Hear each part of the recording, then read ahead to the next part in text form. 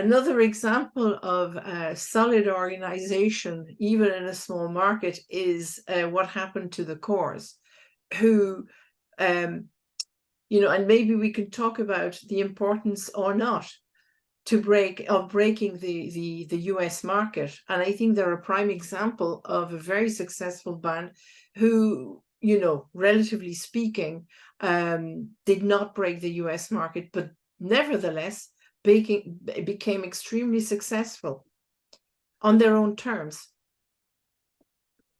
Yeah, the Corrs could be one of the most, I got to say, the most dangerous case studies in the book.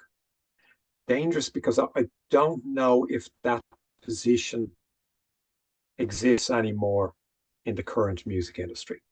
I'm not sure that a band that didn't break America would be tolerated by the major label system.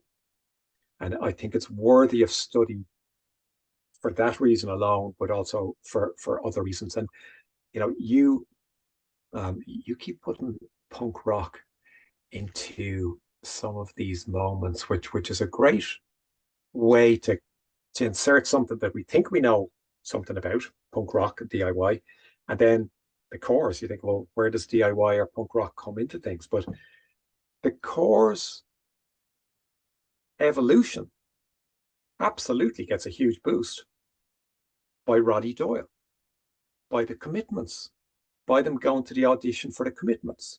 And the Commitments film is made in Ireland because the book is about Ireland. And the Corrs don't exist before the auditions for music for that film. So would the Corrs have been discovered if Roddy Doyle hadn't written the Commitments and the film hadn't been made, especially if it hadn't been made in Ireland? I would argue there's a good chance that the Corrs may never have been heard of. And there's your punk rock moment in the Corrs, is that the publishing press that publishes Roddy Doyle and Fintan O'Toole and other brilliant authors is inspired by punk rock. And, someone in Finglas thought, okay, so there's bands that begin their bands in a garage in England, because, the Clash were famously singing about garage land. And thought, well, sure, I can do a book publishing company here in Finglas. And so it's really, really interesting when you trace the little tendrils of inspiration and enterprise that actually turn into very significant cultural exports, as well as pieces of culture that are very, very meaningful. So the Corrs should be seen in that context. And because of the way the Corrs looked, and because they were sold on their looks to a large extent, a lot of the promotion was based on the way they appeared. I think there was a genuine surprise when they turned out to be such consummate musicians. And from all of the evidence, they turned out to be really good, ordinary people who were enjoying getting an opportunity to play music. They weren't divas, they weren't untouchable, and they were happy to roll up their sleeves and to entertain people even when there were, technical failures, as happened famously in Australia, where the soundboard failed, and they said, well, sure, that doesn't matter to us. We're used to, we can play without that. And that really endeared them to people in Australia, which became a key market, because I think that it was assumed when they were signed into the Warner organization in New York that they'd be huge. And the money spent on them was the type of budget you would spend on a band that's going to be huge quickly. And if you don't see a return on that, the record labels get a little bit twitchy. And it's very, very interesting that the Corrs were able to find supporters in places like Australia, in places like Spain, continental Europe, before they were very, very big in the States.